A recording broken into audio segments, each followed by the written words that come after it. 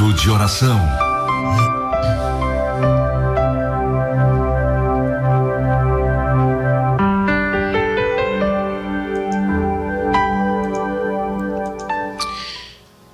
Queridos, vamos orar, mas antes quero deixar ao seu coração uma simples reflexão da palavra de Deus. No primeiro versículo, das Sagradas Escrituras, escrita por Moisés, o legislador, profeta, homem de Deus, qual Deus levantou para esta grande missão de tirar o povo da terra do Egito.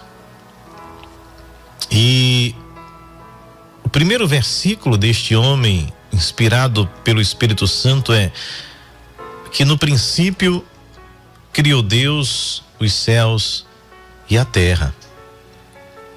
É interessante que Moisés, ele fora criado no Egito e conheceu todas as ciências da escola egípcia, da universidade egípcia, que era um misto, de ciência, de fato, mas também com a religião, com todo o misticismo que envolvia a cultura egípcia.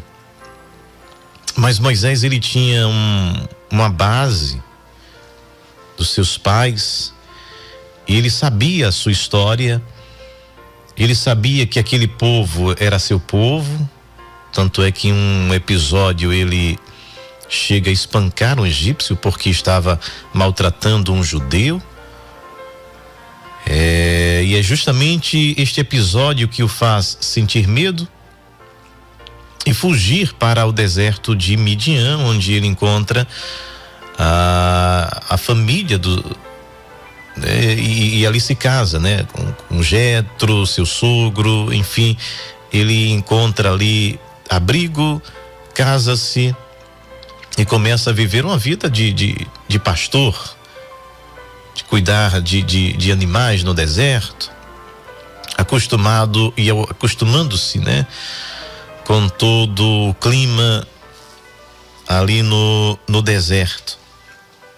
Até que um dia Deus aparece para Moisés de uma forma surpreendente, em uma sarça que entrou em combustão, se queimou, mas não se consumia. As folhas permaneciam do mesmo jeito, os galhos permaneciam da mesma forma, de forma que Moisés disse: eu vou ver que visão é esta, que negócio é este, que esse arbusto ele pegou fogo, mas não se consome, ele continua ali, uma tocha acesa sem se consumir.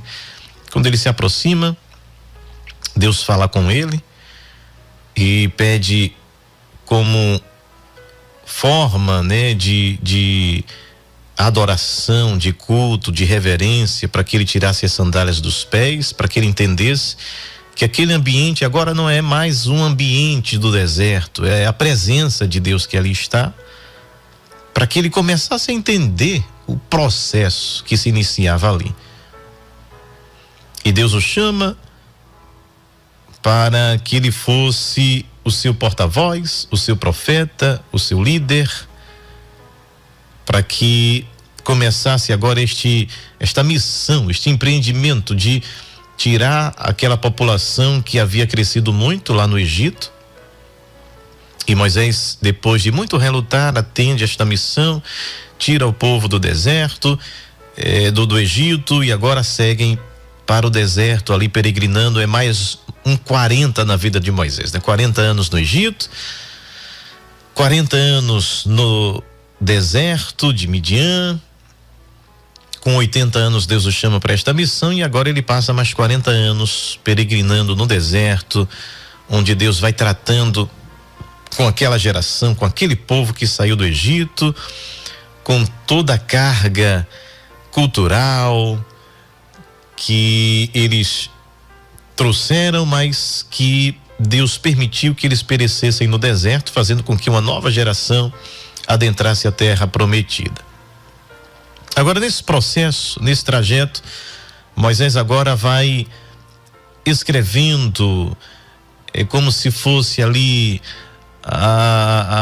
o seu diário, contando os feitos do Senhor. E obviamente este escrever de Moisés era inspirado por Deus. E ele começa a escrever acerca da criação, como todas as coisas foram feitas. E o primeiro versículo que Moisés, as primeiras palavras de Moisés é que no princípio criou Deus os céus e a terra. Ora, ele passou 40 anos no Egito. Ele sabia que havia muitas divindades. Havia o Deus Sol, havia o Deus que era o Nilo. Eles cultuavam também alguns animais, enfim, haviam, até porque as pragas do Egito foram golpes fulminantes nas divindades egípcias. Deus tratou com cada uma delas, ou as principais divindades egípcias. Mas quando Moisés começa a escrever, ele não carrega, ele não traz nenhuma carga desta cultura, destes ensinamentos.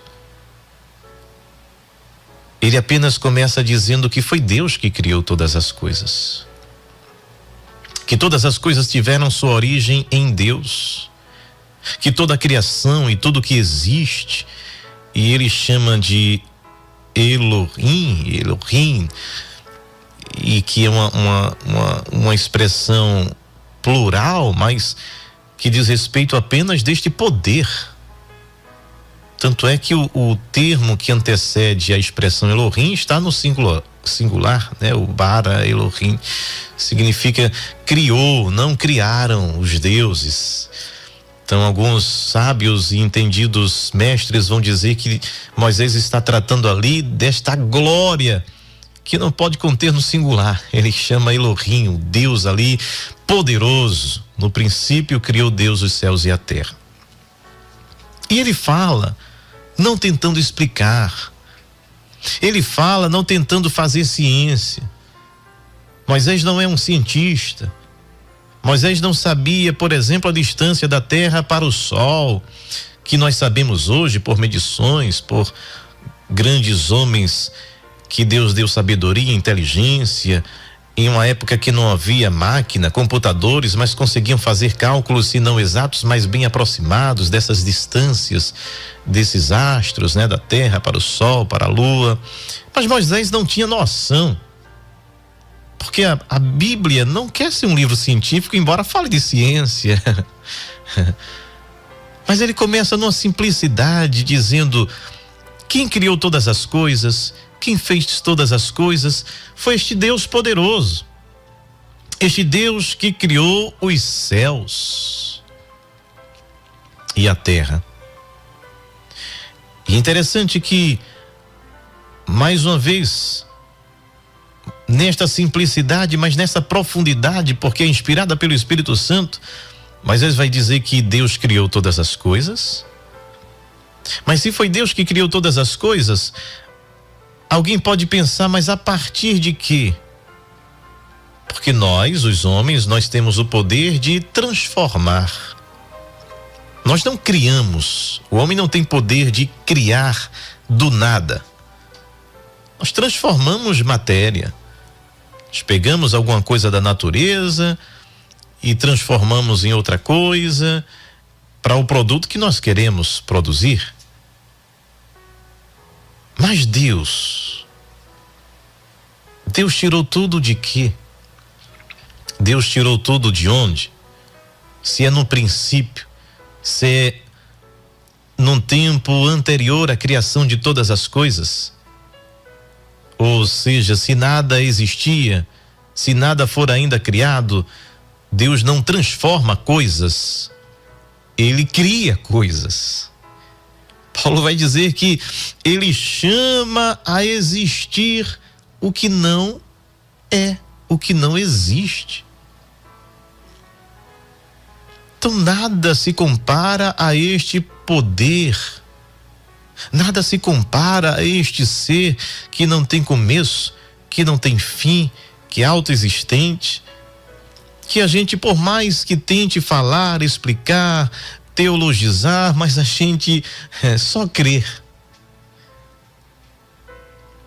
Veja que Moisés não começa aqui dizendo, olha, porque segundo a ciência egípcia há vários deuses, mas só existe um Deus, que este Deus. Não, ele é nesta simplicidade que o autor carrega no seu coração, dizendo, eu não vou perder meu tempo tentando explicar o inexplicável.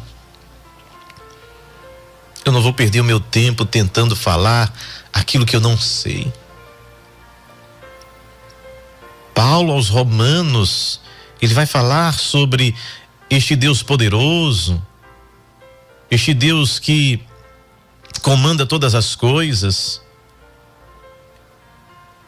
E quando ele vai tratando desta grandeza de Deus, desta autoridade de Deus, e no final ele se prostra e faz aquela oração, aquele louvor de engrandecimento a Deus, dizendo, ó, profundidade da sabedoria, do entendimento, das riquezas, este Deus profundo que não conseguimos mensurar, apenas cremos. Só há um nas Escrituras que o próprio Paulo vai dizer que conhece as profundezas de Deus. Ora, este também é Deus. Somente Deus conhece a Deus. E em 1 Coríntios, ele vai dizer que o Espírito Santo sabe todas as coisas, prescruta todas as coisas e até as profundezas de Deus. Então, somente Deus pode ir lá. E o Espírito Santo é Deus.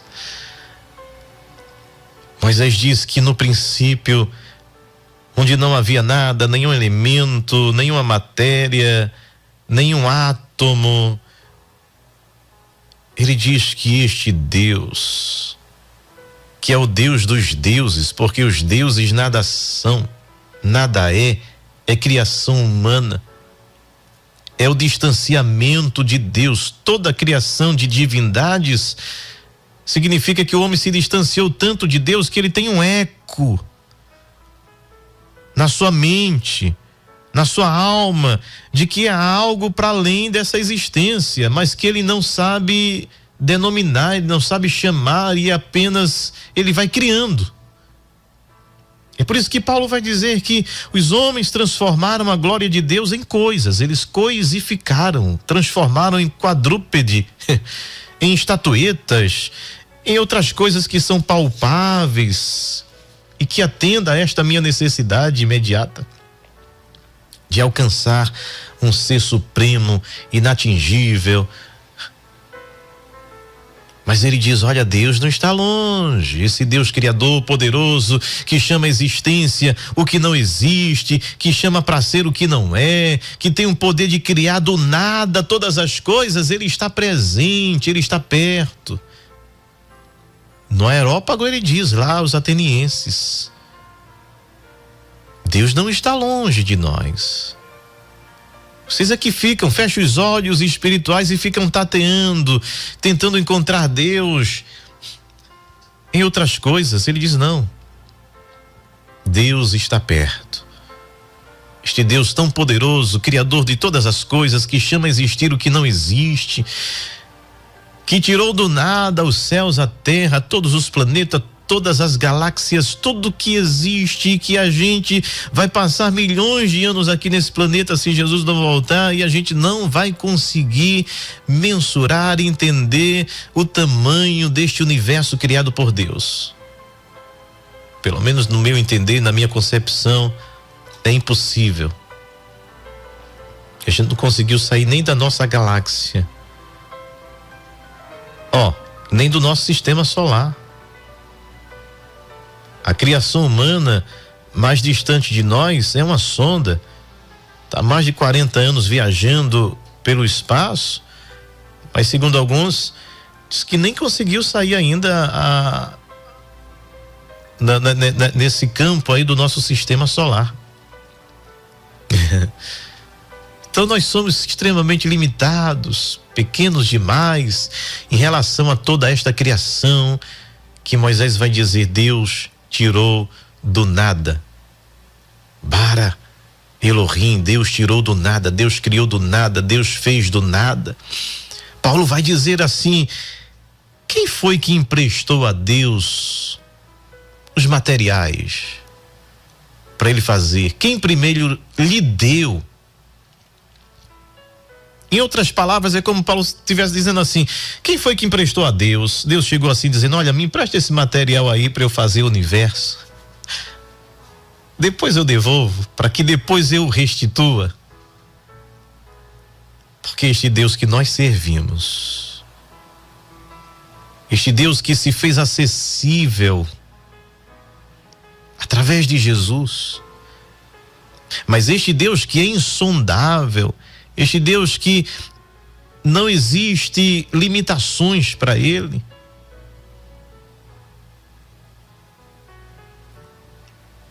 que chama a existir o que não é, está conosco. Ele consegue este feito extraordinário de ser o Deus que chama a existir todas as coisas, todo o universo, toda a criação, todas as dimensões. E ele é tão inalcançável que os serafins que estão diante deles cobrem o rosto, cobrem os pés, dada a sua santidade. Mas ele se faz acessível através de Jesus, porque Jesus diz assim: quem vê a mim vê o Pai. Eu sou o caminho que leva para ele, eu sou o caminho, a verdade e a vida.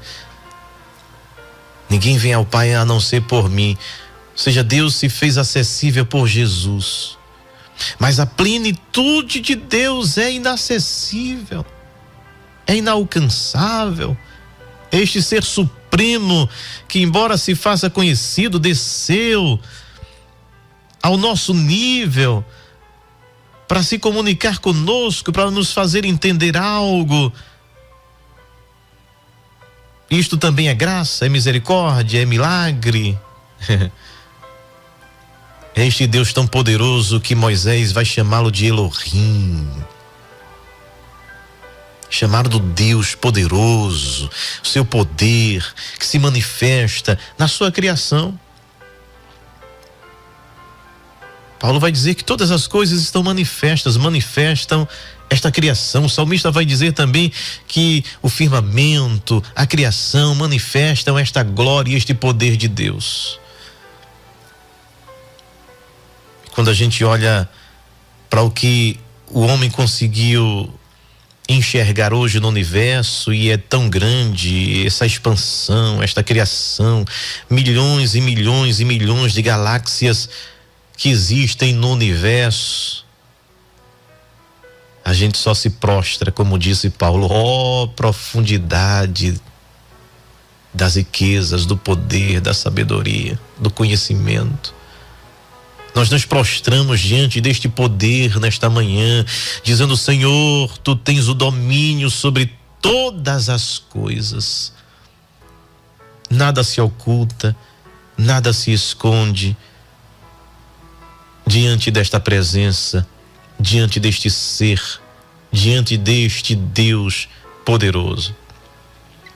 Aí Moisés começa contando a criação, falando da criação. No princípio criou Deus os céus. Olha os céus, ele fala aí no plural. Os céus e a terra. E aí ele passa a falar agora desta renovação, desta criação, desde uma terra sem forma e vazia, e pelo poder da sua palavra, ele vai criando vida. Ele vai dando vida, ele vai dividindo noite e dia, ele vai dividindo terra seca da porção que é água, ele vai fazendo a toda a sua criação pelo poder da sua palavra. Mas por fim, Moisés diz que houve uma criação que ele não fez pelo poder da palavra. Este Deus poderoso, com suas mãos, ele diz que da terra, do barro, ele criou o homem. Somos obras das mãos de Deus. Portanto, se ninguém te valoriza, olha para o Gênesis. Olha para o que Moisés escreveu dizendo: eu Pode alguém não me valorizar, não dizer que eu sou nada, que eu não sou ninguém, mas eu sou obra das mãos de Deus. Deste Deus que chamou a existir o que não existia pelo poder da sua palavra. Saiba de uma coisa, ó inimigo, ó diabo, eu sou criação das mãos de Deus. E é este Deus poderoso que chama a existir o que não existe, que faz o que ninguém pode fazer, que opera o que ninguém pode operar, que faz coisas tremendas e poderosas. É o Deus que está cuidando de você. O Deus que criou os céus e a terra, que domina todas as coisas, que sustenta o universo na palma de suas mãos. O profeta vai dizer que ele mede os céus a palmos e o estende como uma cortina. Que os oceanos é como uma gota d'água em suas mãos, que chama as estrelas pelo seu nome e as conhece. Porventura este Deus não pode cuidar de você? Não pode cuidar de mim? Não pode resolver o meu problema? Não pode cuidar do que está acontecendo em sua vida? Este que no princípio chamou a existir o que não existia pelo poder da sua palavra. É por isso que alguém disse a Jesus: não precisa o Senhor ir na minha casa, porque eu sei que o Senhor é poderoso e basta uma palavra. Se o Senhor disser uma palavra, o meu servo ficará curado. Ele não sabia, ele não tinha ideia, ele apenas sentia que aquele que estava diante dele era o mesmo que no princípio criou os céus e a terra, porque a Bíblia vai dizer que nele foram criadas todas as coisas, quer sobre os céus, quer sobre a terra. E aquele homem, sem saber, sem ser um teólogo, ele entendeu que diante dele estava o Verbo, que criou todas as coisas, e disse: só uma palavra tua, o meu servo ficará curado. Creia nisto, pense nisto, no nome santo do Senhor Jesus. Pai querido, Pai amado, te louvamos, ó Criador de todas as coisas. Recebe nesta manhã o nosso louvor, a nossa adoração, e que as tuas bênçãos, que a tua consolação esteja sobre cada vida, sobre cada família, que nós possamos descansar em ti, porque tu chamas a existir o que não existe para dar vitória ao teu povo. Continua conosco nesta manhã, continua nos abençoando, que vidas sejam transformadas, ó Pai, para a tua glória e para o teu louvor. Continua abençoando o teu servo, nosso pastor presidente, pastor Ailton José Alves, todo o santo ministério, a Rede Brasil de Comunicação, que tem levado a tua palavra. É o que nós humildemente pedimos e pela fé agradecemos, em nome de Jesus. Amém.